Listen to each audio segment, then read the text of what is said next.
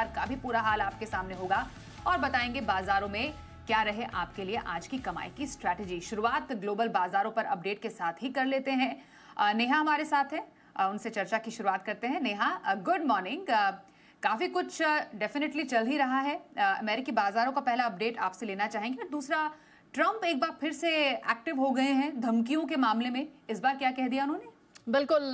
Good morning Swati, आपने सही कहा। ईरान को लेकर अब सख्ती बरतने की तैयारी में ट्रंप साहब दिखाई दे रहे हैं और एक बार फिर से सोशल मीडिया के माध्यम से उन्होंने ईरान को धमकाया। कहा आपके पास समय बिल्कुल नहीं है, जल्द से जल्द आप जो डील है वो यहाँ पर करें, वरना अब जो आपका अंजाम होगा वो पिछले साल से भी बुरा होगा। पिछले बार से उनका मतलब है जो ऑपरेशन मिडनाइट हैमर हुआ था पिछले साल जून के महीने में, तो उससे भी बुरा अंजाम होगा।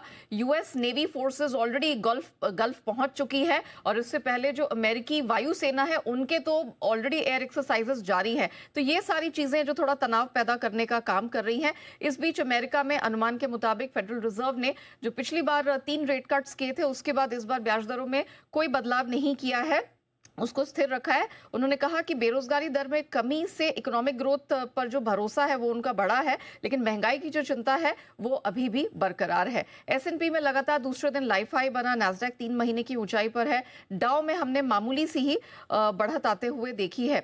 मजबूत सेल्स गाइडेंस से मेटा का शेयर मजबूत 8% चढ़ा है। उम्मीद से बेहतर नतीजों से टेस्ला में हमने स्ट्रेंथ देखी। हालांकि माइक्रोसॉफ्ट के नतीजे सुस्त रहे हैं, आगे का गाइडेंस कमजोर रहा तो 8% हमने उसे फिसलते देखा है। गुरुवार यानी आज Apple, visa, Mastercard, Lockheed Martin के नतीजे आएंगे।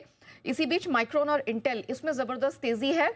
लाइफ हाई पर दोनों ही स्टॉक्स ट्रेड कर रहे हैं 6 से 11% की मजबूती लेकर। डॉलर इंडेक्स 4 दिनों की गिरावट पर ब्रेक लगाए, 96 के पास संभलता दिखा है, लेकिन अभी भी आप कह सकते हैं 4 सालों के निचले स्तर के काफी करीब ही उसी रेंज के पास ट्रेड कर रहा है। 10 साल के अमेरिकी बॉन्ड यील्ड में सुधार है, लगातार दूसरे दिन 4.2% के ऊपर बनी है। सोना आज सुबह सुबह $5600 के पार निकला, लेकिन कल हमने एक लाइफ हाई क्लोजिंग $5500 के ऊपर देखी।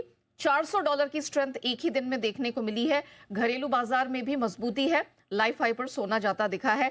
चांदी पहली बार $119 के पार निकली है और इसी महीने 66% से ज्यादा का रिटर्न कमा कर दिया है। कच्चा तेल ईरान के तनाव में 12% की छलांग लगाता हुआ इस महीने नजर आया है और फिलहाल ये 4 महीने की ऊंचाई पर है। कॉपर की बात करें तो हल्की सी बढ़त यहां देखने को मिली, लेकिन एल्यूमिनियम जिंक यहां नजर रखने की जरूरत है क्योंकि एल्यूमिनियम 4 साल और जिंक 3 साल की ऊंचाई पर पहुंच गया है। बिल्कुल, तो ये तमाम अपडेट्स रहे